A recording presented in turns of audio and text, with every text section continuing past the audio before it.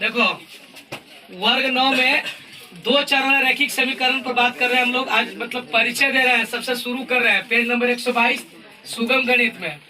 Exercise 5 चालू करने से पहले हम लोग उसका परिचय लेंगे कि हाँ दो चरण रैखिक समीकरण है क्या।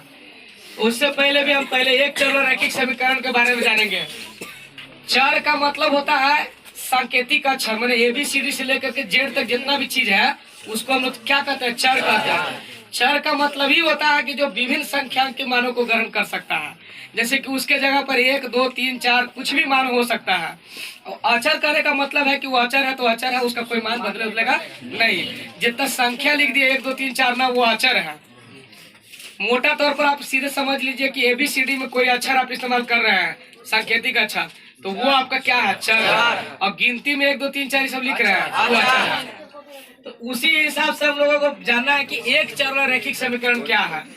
तो देखिए, एक चर रैखिक समीकरण में ए को मान लिया x दिख रहा है, वो चर का रूप है। और ए और बी हम लोग अभी बात कर रहे थे कि हाँ अक्षर है, लेकिन यहाँ पर एक फॉर्मेट के तौर पर व्यापक रूप में लिखना होता है।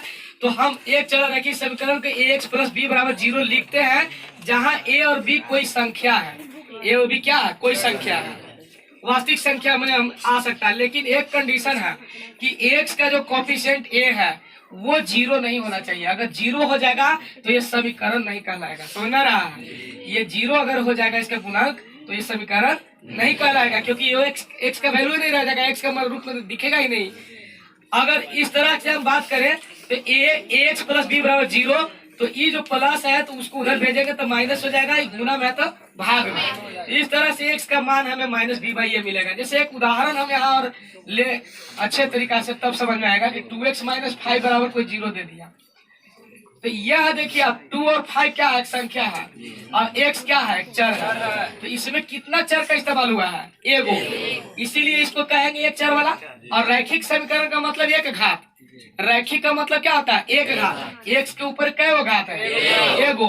तो इसको छुपा हुआ रहता है, नहीं लिखते तो एक घात माना जाता है। 2x बराबर अब क्या लिखेंगे, 5। इधर से माइनस में तो उधर प्लस में, इधर प्लस में तो उधर जाके माइनस में। और x बराबर हो जाएगा क्या, 5/2। तो इसका एगो हल मिल गया 5/2। अब इसका इसके अलावा और कोई मान नहीं हो सकता है, जब भी होगा तो एक एगो मान होगा। इसीलिए अगर आपको पहले कोई पूछ देगा कि एक चलो रैखिक समीकरण का व्यापक रूप बताइए, तो आपको बताना है कि x + b = 0 होगा। और इसके कितने हल होंगे, एक और केवल एक ही हल होते हैं। अब हम आ जाते हैं अपने क्लास में कि दो चर रैखिक समीकरण क्या है। जब आप एक चर रैखिक समीकरण समझ गए हैं तो दो चर का मतलब भी वही है कि इसमें इसका व्यापक रूप को देखिए, ax + by + c = 0। यहाँ x और y दो गो चर है।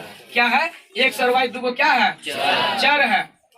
आ रहा बात समझ में। यहाँ पर केवल एक चर राशि थी, यहाँ पर क्या चर राशि है, दो गो। और a और b और c कोई भी संख्या हो सकता है, वास्तविक संख्या हो सकता है। लेकिन अभी इसमें दो तरह के कंडीशन पर हम बात करने वाले हैं। एक, लेकिन यहाँ ठीक उसी तरह से बात करना है कि अगर x का कोफिशिएंट 0 कर दिए या y के कोफिशिएंट आप 0 कर दिए तो फिर ये समीकरण नहीं होगा। मतलब यहाँ a और b कभी भी 0 होना नहीं चाहिए। आप बोल रहे हैं ठीक है कि a b c कोई वास्तविक संख्या हम ले सकते हैं, लेकिन इसके साथ एक कंडीशन है कि 0 नहीं होना चाहिए। कौन कौन, x का कोफिशिएंट मतलब x का गुणांक और y का गुणांक कभी 0 नहीं होना चाहिए। अगर इसको समीकरण के रूप में देखना है आपको तब। अब हल की बात करेंगे कि इसका कितना हल होता है, तो इसका दो तरह से हल होता है। यदि अगर वास्तविक संख्या के समुच्चय r में अगर आप बात कर रहे हैं, अगर r आप ले रहे हैं, R4 मतलब रियल नंबर होता है, तो वास्तविक संख्या के समुच्चय के रूप में आप लेते हैं तो इसका मान जो है अनगिनत आएगा। वास्तविक में आप क्या है, माइनस में भी ले सकते हैं, प्लस में भी ले सकते हैं, 0 भी ले सकते हैं, कुछ भी ले सकते हैं, बटा वाला ले सकते हैं, सब ले सकते हैं। तो जितना अगर जैसे यहाँ एक उदाहरण देखो, x + y = 5 दिया हुआ है। अगर हम x + y = 5 में x का मान अगर माइनस में लेंगे तो y का मान हमको क्या मिल सकता है, इधर जाकर के जुटेगा। फिर प्लस में लेंगे, फिर 0 में लेंगे, बटा में लेंगे, जितना मान इधर बदलेंगे उतना ही मान उधर क्या होगा, बदलते हुए मिलेगा। तो आपका कोई अंत नहीं है वास्तविक संख्या का, जितना भी आप रख सकते हैं रखते जाइए, लेकिन उधर भी वैल्यू क्या होगा उसी हिसाब से प्लस या माइनस या कुछ तरह के आते रहेगा। जबकि मतलब वास्तविक संख्या समुच्चय का मतलब क्या होगा कि दोनों हाल माने x का मान और y का मान दोनों में से कोई एक बाध्यता नहीं है कि क्या होगा, माइनस में भी रह सकता है, प्लस में भी रह सकता है। तो आप देख लीजिए, एक उदाहरण हमने यहाँ देकर बताया है कि x बराबर जब यहाँ पर -1 लिए हैं तो कितना आया है, y बराबर 6। x बराबर जब -5 लेंगे इसमें, इसको y के रूप में कन्वर्ट कर लिया पहले, समझ रहा है, y के रूप में क्या किए, कन्वर्ट कर लिए। तो कन्वर्ट करने के बाद हमको क्या मिला कि x बराबर हमको इधर ही प्लस में था तो इधर आकर के माइनस में हो गया, मतलब 5 - x हो गया, है ना। उसको रोको जी। तो यहाँ पर जो बात आ रही है कि अगर आप y के रूप में पहले इसको कन्वर्ट कर लिया, 5 - x लिख दिया, अब आप x का मान कुछ भी रख सकते हैं, मतलब कि वास्तविक संख्या का मतलब है कि आप इसको माइनस में रखिए, प्लस में रखिए, कुछ भी रखिए। तो देखिए यहाँ x का मान -1 रखा मैंने, तो -1 रखा तो 5 क्या हो गया, 6 हो गया, y का मान 6 हो गया। तो समुच्चय के रूप में लिखेंगे तो आप -1 और 6 लिखेंगे। x के मान अगर आप जब -5 ले लीजिए आप, तो -5 लीजिएगा तो माइनस प्लस हो जाए तो 10 में हो गया y का मान। इस तरह से आपको क्या है, वो हल मिल रहा है कि जितना इधर रखिएगा उतना हल उधर मिलेगा, है। लेकिन अब जब प्राकृत संख्या के समुच्चय की अगर बात हो जाएगी तब क्या होगा उसके बारे में समझ लीजिए एक बात, है ना। प्राकृत संख्या के समुच्चय होगा तब क्या होगा, जैसे कि जब हम, इसीलिए मैंने लिखा है कि जब प्राकृत संख्या के समुच्चय n अगर होगा तो हल सीमित होंगे। कैसे, अगर x + y = 5 है तो इसको कंडीशन ये है कि x का मान भी आपको 1 से शुरू होना चाहिए और y का भी मान 1 ही से रहना चाहिए, -19 में रहना नहीं है और 0 भी नहीं रहना है। तो अब तू सोचो कि अगर y बराबर तू देखा 5 - x के बाद तुमको 0 लेना नहीं है, क्योंकि प्राकृत संख्या से शुरू होता है, कहाँ से, 1 से शुरू होता है, 1 से शुरू होता है। तो जब x का मान जब 1 लोगे तो 5 में से 1 जाएगा तो 4, x के मान 2 लोगे तो 5 में से 2 जाएगा तो 3, फिर x के मान 3 लिया तो 5 में से 3 गया तो 2, फिर x के मान 4 लिया तो 5 में से 4 गया तो 1। इसके बाद 5 लोगे जैसे तो y का मान 0 आ जाएगा। तो 0 तो आना नहीं है, मतलब कहने का अर्थ है कि x का मान भी 0 नहीं होना चाहिए, माइनस भी नहीं होना चाहिए, y का भी नहीं होना चाहिए। आ रहा बात समझे, तब तो आपको एगो नियमित एक सीमित रहेगा। जैसे कि 1 4 जोड़ के 5 हुआ, 2 3 जोड़ के 5 हुआ, 3 2 जोड़ के 5, दोनों चीज प्लस प्लस में, देख रहा, दोनों वाला क्या है, प्राकृत संख्या है। तो दोनों जब प्राकृत संख्या में रहेगा तो इसका हल सीमित हो जाएगा, अनगिनत नहीं होगा। इसीलिए जब कोई पूछेगा कैटेगरी वाइज करके कि यदि अगर 2 चर रैखिक समीकरण अगर दे दिया जाए और खाली ऐसे पूछ दिया जाए कि कितने हल होंगे, तो आप कोई कंडीशन नहीं बोला जाता, अनगिनत बोल देना है। लेकिन अगर उसमें कंडीशन डाल दिया कि नहीं से प्राकृत संख्या के समुच्चय के रूप में कितने हल होंगे, तब आपको बताना है कि सीमित हल होगा। अब उसको निकाल के दिखा दीजिए, जैसे इसका समीकरण का हल क्या होगा, 1 2 3 4। लेकिन अनगिनत होगा कब, जब उसका कोई वास्तविक संख्या रहेगा, तब वहां पर कोई भी मतलब कि मान रखने के लिए आप स्वतंत्र है और y का मान कुछ भी आ सकता है, समझ रहा है। इस तरह से पता चल रहा है कि एक चर रैखिक समीकरण का व्यापक रूप x + b = 0 है, जिसका केवल एक हल होगा, और 2 चर रैखिक समीकरण का व्यापक रूप x + by + c = 0 है, जिसमें x का कोफिशिएंट y का कोफिशिएंट यहाँ भी 0 नहीं होना चाहिए और यहाँ भी 0 नहीं होना चाहिए।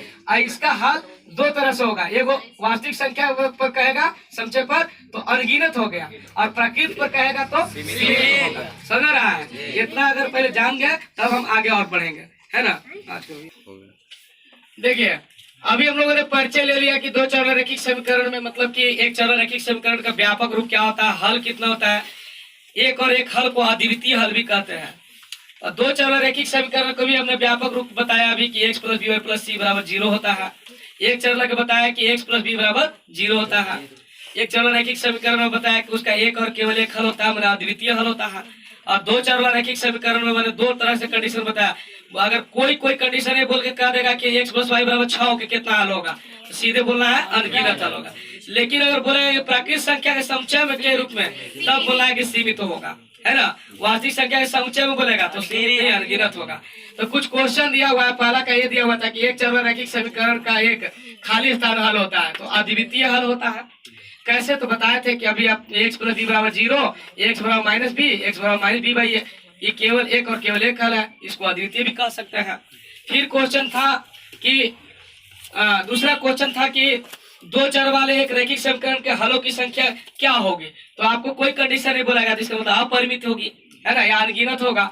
सी क्वेश्चन था कि 2x + 5 = 0 का हल क्या होगा, हल निकालिए। तो 2x + 5 = 0, तो इसको प्लस है तो इधर माइनस में किया, इधर गुना में इधर भाग में कर दिए, x का मान आ गया, कितना आ गया, -5/2 आ गया। फिर कह रहा है कि एक क्वेश्चन है कि x प्लस उसमें कहा गया है कि x प्लस 7 बराबर 0 है। x प्लस 7 बराबर क्या दिया गया था?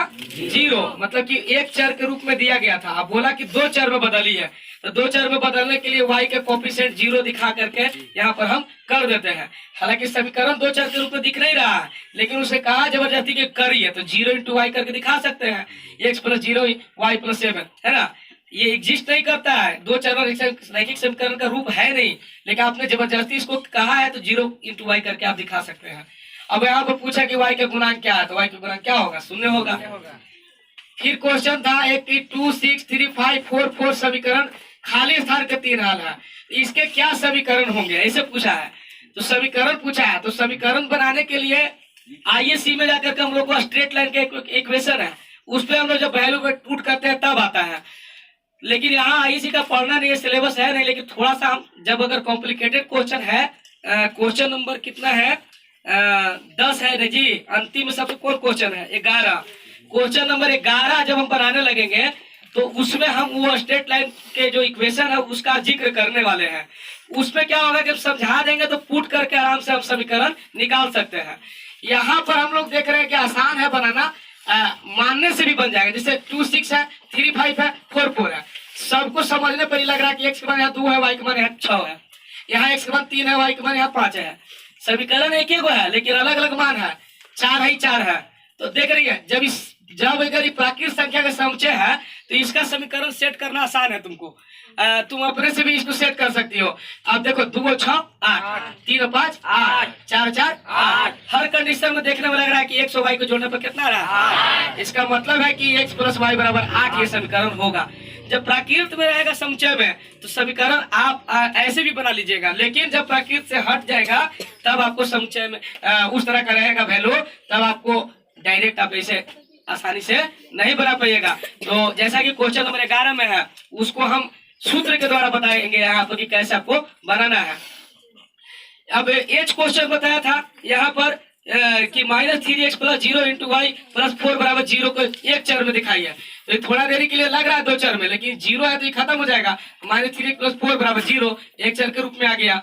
फिर एक जे क्वेश्चन पूछा है कि y बराबर 3x प्लस 5 के खाली स्थान हल होंगे, तो अनगिनत हल होंगे। क्यों? क्योंकि यहाँ कोई कंडीशन बताया नहीं गया है, सीधे खाली कह दिया गया कि कितना हल होगा।